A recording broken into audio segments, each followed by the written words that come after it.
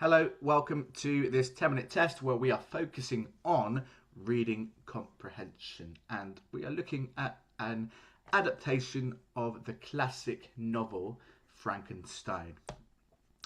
Okay, so before you watch this solutions video, you should have had a go at answering the questions yourself. So the questions are in the video description, or you can get them over at www.11plushub.com.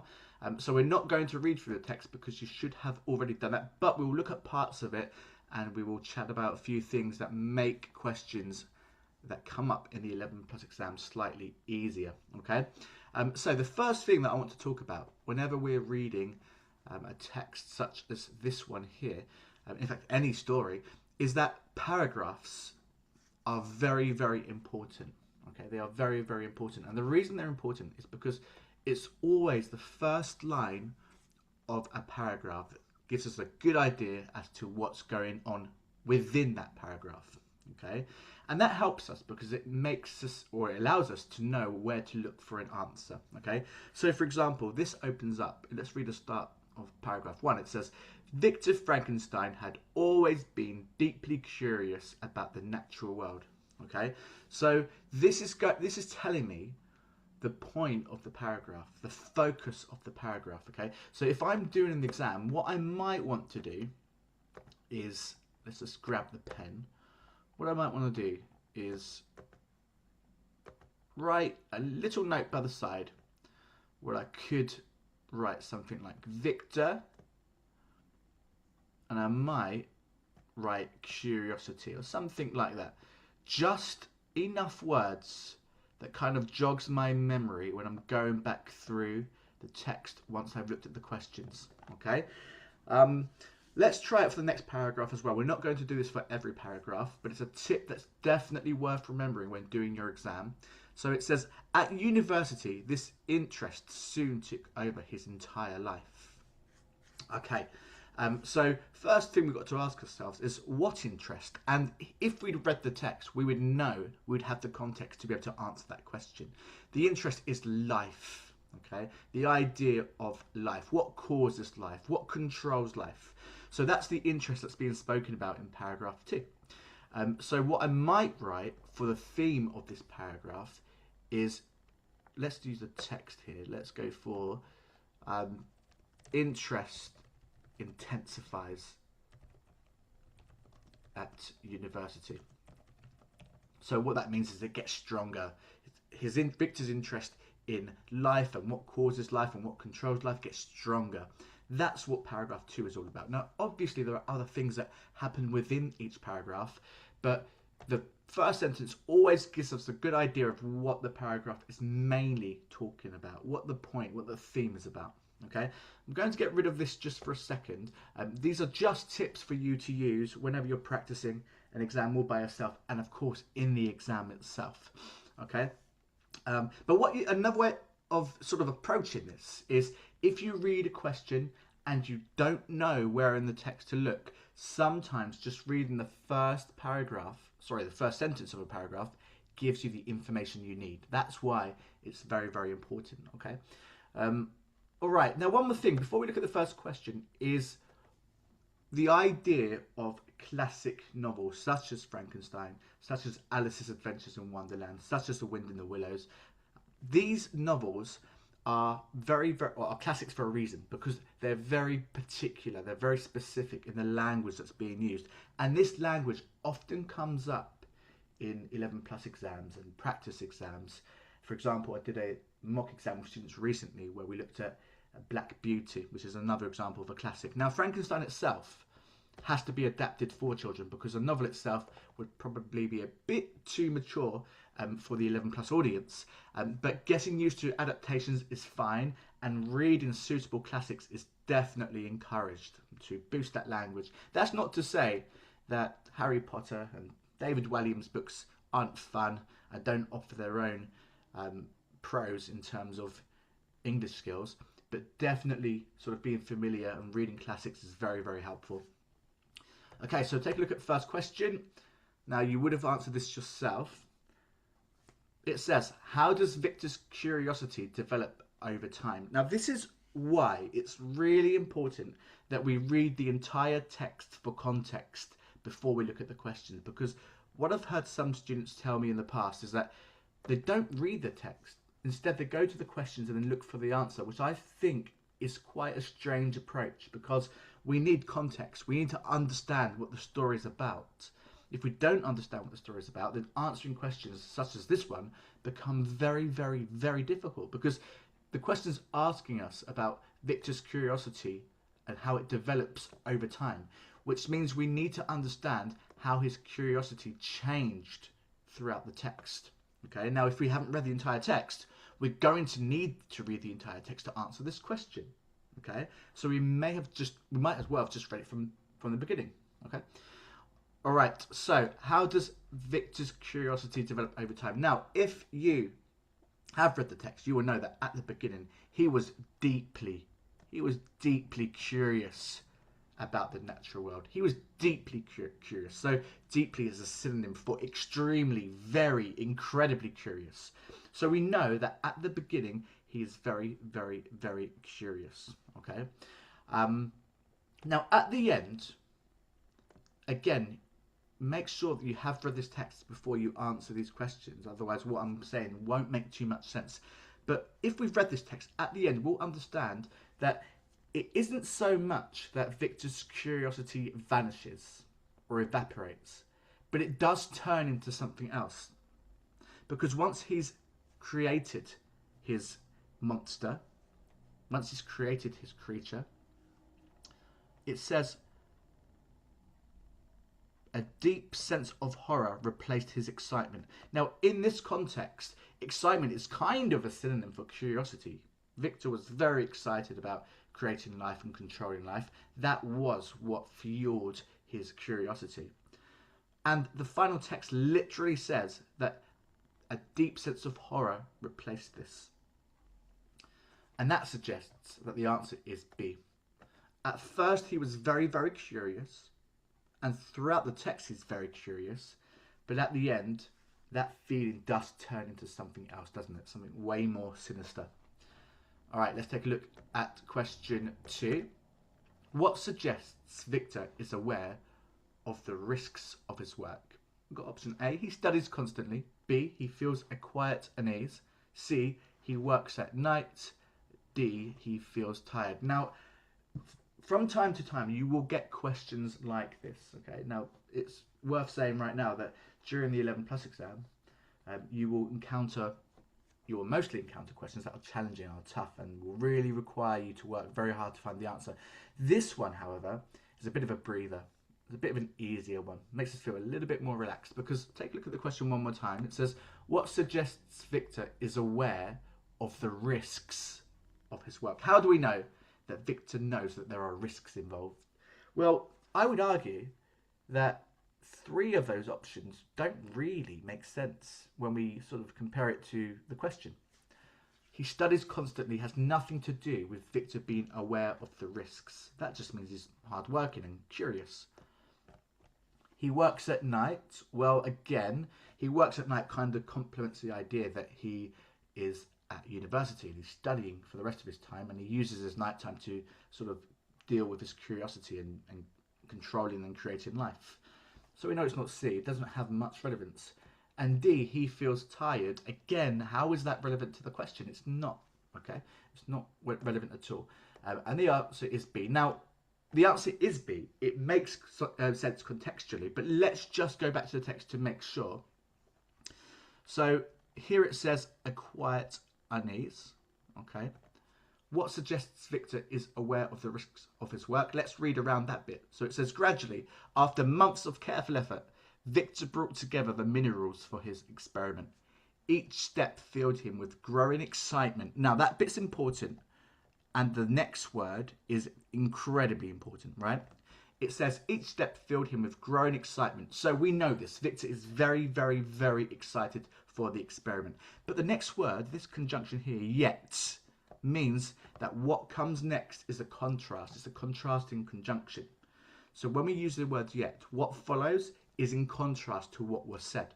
So if he's excited, that must mean that this part here, a quiet and ease, suggests the opposite. He's very, very excited, but he knows to expect something a little bit less exciting, or maybe something a little bit more sinister. In this case, it's the risk of his work. Okay, so we know what the answer is contextually, but also through the power of deduction. Let's move on to question 3. Why does Victor ignore his exhaustion? Why does Victor ignore his exhaustion? Okay, so let's grab my pen. Okay, so at university, this interest soon took over his entire life. Already, we again, like I said earlier, with the first line of a paragraph, we can kind of ascertain the theme, because if you think about it, what does that mean? At university, this interest soon took over his entire life. He's devoted his entire life to this interest. He's got no time for rest. He's got no time for relax. And this kind of points at the idea of exhaustion. So I think I'm looking in the right place. Victor spent long, lonely hours in his room and laboratory, studying and experimenting. Days passed without rest, and he began to forget everything beyond his work. Though he often felt weak and exhausted. Right, so we've just read 3 really important parts. Days passed without rest, so he's not having rest. He feels weak and exhausted. Now, what follows is therefore going to help us answer the question. He ignored these warnings. He ignored the fact that he wasn't resting. He ignored that he felt weak and exhausted. But why?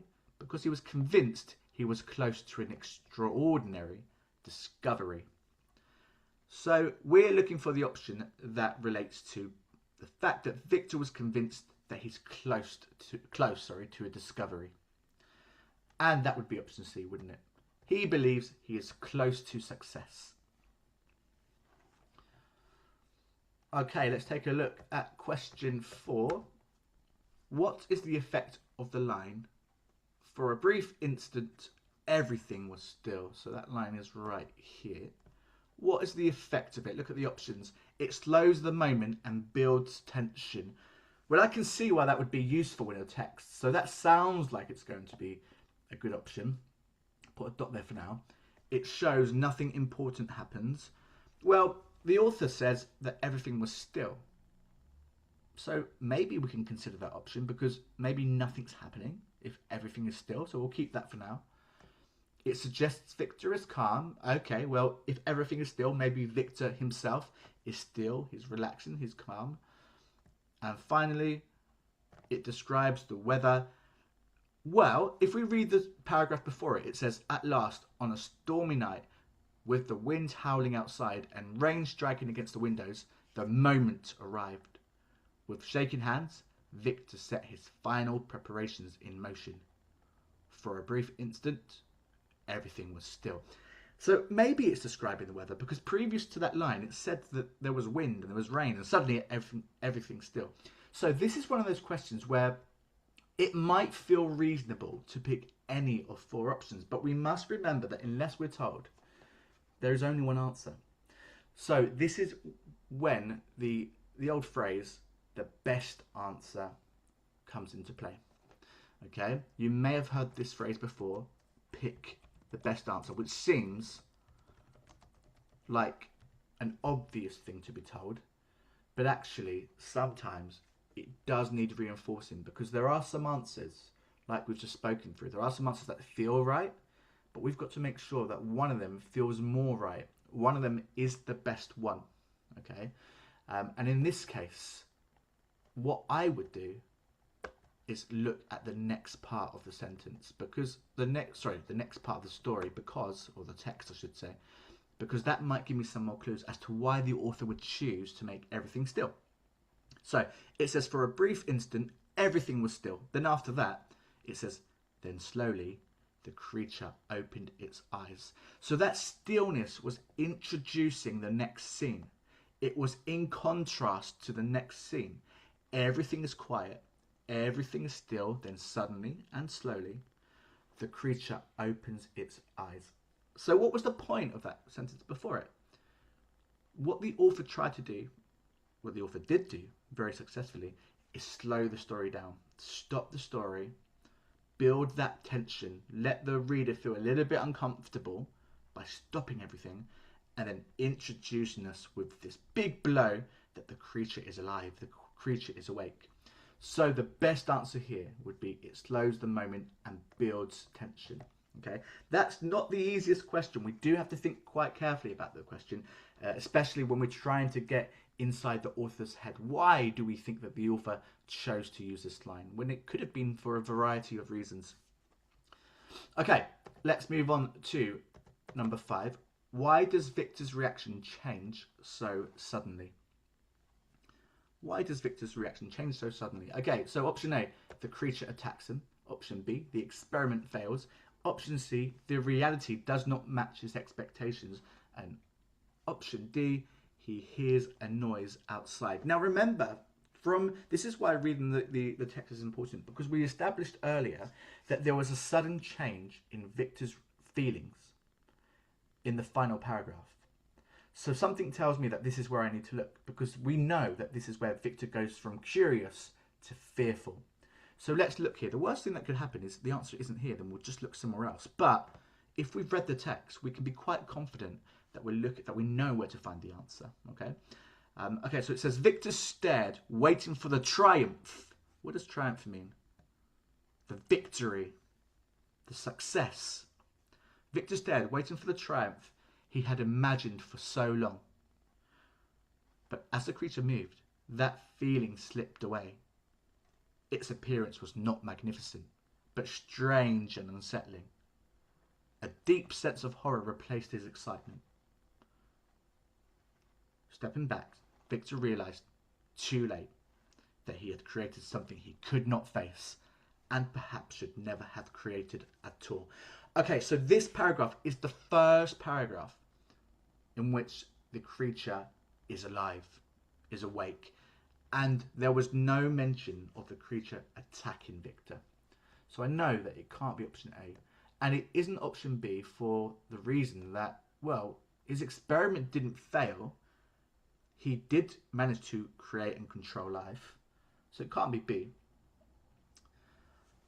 Now, C says the reality does not match his expectations. Well, what is the difference between his reality and his expectations? In other words, what really happened, and what did he expect to happen?